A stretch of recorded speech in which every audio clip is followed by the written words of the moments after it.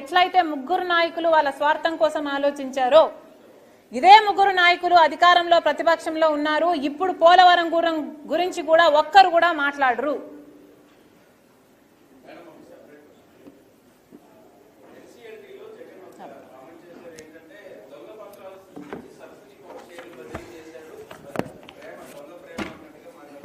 మసాలా మసాలా మసాలా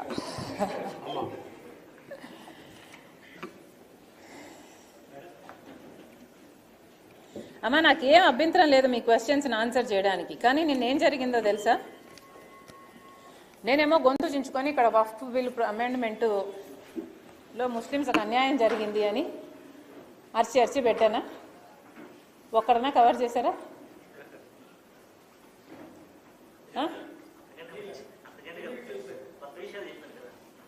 చెప్పాను నేను ఇప్పుడు. అందుకే ఇంతగా నేను గొంతుకు దించుకొని పోలవరం గురించి మాట్లాడే కదా, నేను ఏం మాట్లాడినా అదే కవర్ అవుతుంది.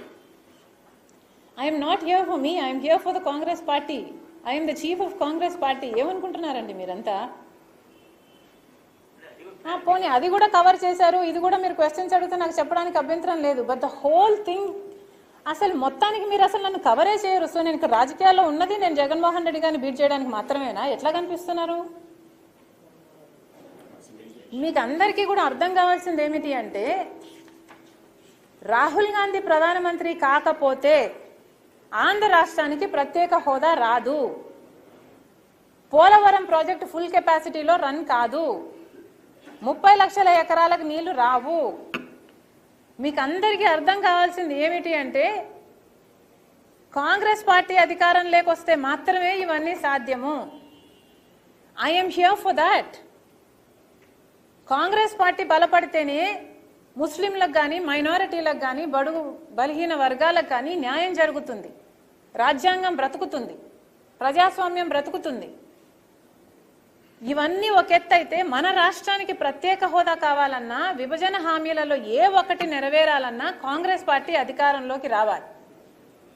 దేశం మొత్తానికి రాహుల్ గాంధీ ప్రధానమంత్రి అవ్వాల్సిన అవసరం ఉందో లేదో కానీ ఆంధ్ర రాష్ట్రానికి చాలా చాలా ఉంది. ఎందుకంటే ఒక రాహుల్ గాంధీ ప్రధానమంత్రి అయితేనే మనకు ప్రత్యేక హోదా వస్తుంది, పోలవరం ప్రాజెక్ట్ అవుతుంది, విభజన హామీలన్నీ నెరవేరుతాయి. ఇది ఆంధ్ర రాష్ట్ర ప్రజలు ఎంత తొందరగా అర్థం చేసుకుంటే వాళ్ళ జీవితాలు అంత తొందరగా బాగుపడతాయి.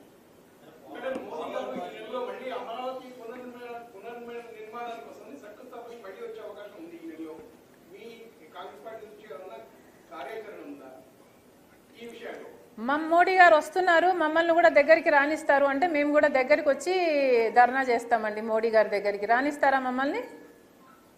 హౌస్ అరెస్ట్ చేస్తారు కదా.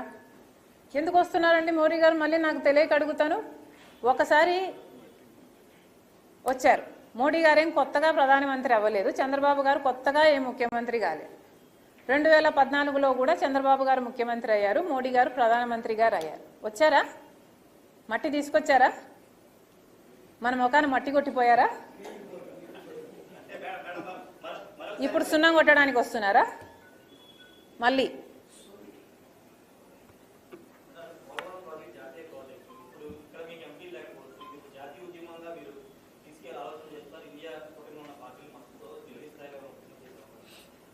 మన రాష్ట్రంలో మన నాయకులు పట్టించుకోవటం లేదు. నేను ఎక్కడికో పోయి ఎందుకు కొట్లాడతా? నేను చంద్రబాబు గారి ఇంటి ముందు కొట్లాడతా, నేను పవన్ కళ్యాణ్ ఇంటి ముందు కొట్లాడతా.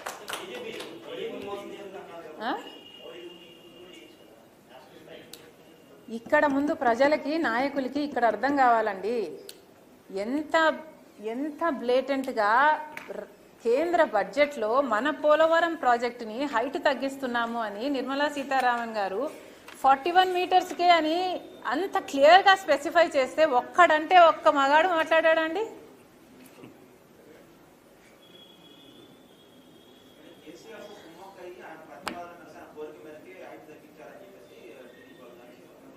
కేసీఆర్తో ఎవరు కుమ్మక్కయ్యారు?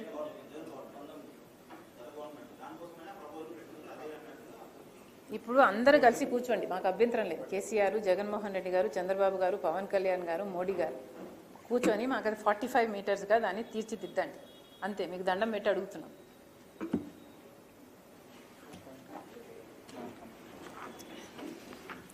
Thank you.